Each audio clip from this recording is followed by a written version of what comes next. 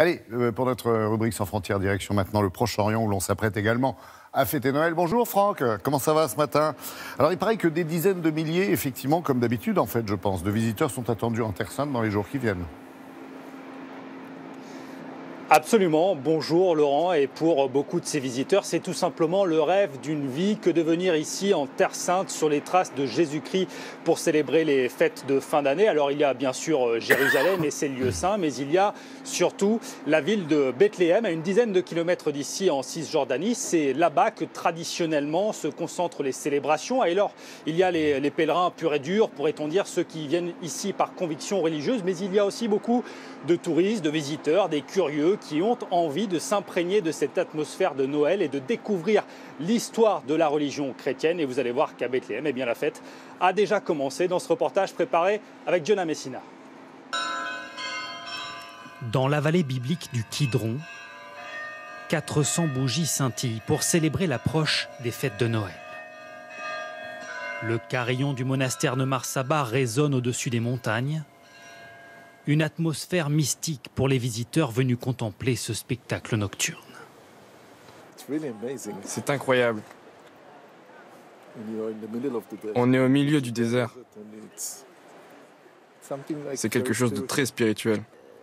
Ils ont fait ça, ils y ont passé du temps à les allumer une par une, ici au milieu de nulle part, et puis ça reflète peut-être un peu l'espérance au milieu de toute cette nuit. Pour les fêtes de fin d'année, des dizaines de milliers de pèlerins sont attendus en Terre Sainte. Sur la place de la Mangeoire à Bethléem, l'arbre de Noël a été illuminé début décembre. La ville de naissance du Christ, comme chaque année, sera le lieu de ralliement des chrétiens du monde entier. Je n'arrive pas à croire que je suis enfin ici pour fêter ça. Je suis devant l'église de la Nativité et c'est une sensation extraordinaire. Je n'arrive pas à mettre de mots sur ce que je ressens. Et que Dieu bénisse tous les gens qui sont ici. Depuis 2014, les tensions dans la région avaient fait chuter la fréquentation pour les fêtes. Cette année, les touristes sont au rendez-vous. La ville devrait afficher complet pour Noël. C'est beau, c'est une première fois, donc c'est assez chouette. Voilà, c'est plein d'émotions aussi, on se rend compte de plein de choses. En prime, cette année, les touristes pourront admirer les mosaïques de la basilique de la Nativité.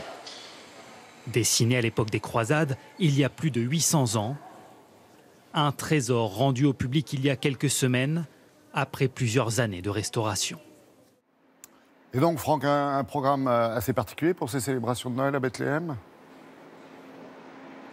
Alors ce sera un programme extrêmement traditionnel, Laurent, et figurez-vous que la procession de Noël commencera par des grandes fanfares de cornemuse. Alors pourquoi les cornemuses, me direz-vous? Eh bien sachez que c'est un héritage de l'époque où les Britanniques administraient la région au début du XXe siècle. Après ces cornemuses, eh bien, il y aura les traditionnels chants et concerts de Noël, puis la messe de minuit qui sera célébrée dans la partie latine de la basilique, car les chrétiens orthodoxes et arméniens, eux, ne célébreront Noël que début et mi-janvier. Enfin, dernière information, il y aura des chrétiens, bien évidemment, mais il y aura aussi des musulmans, car Jésus est aussi sacré pour l'islam, qui le considère comme l'un des prophètes de la religion musulmane.